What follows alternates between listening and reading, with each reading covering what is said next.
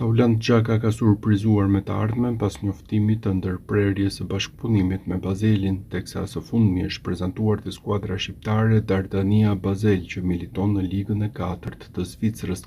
34 vjeçari do të jetë trajner lojtar në skuadrën që administrohet nga shqiptarët.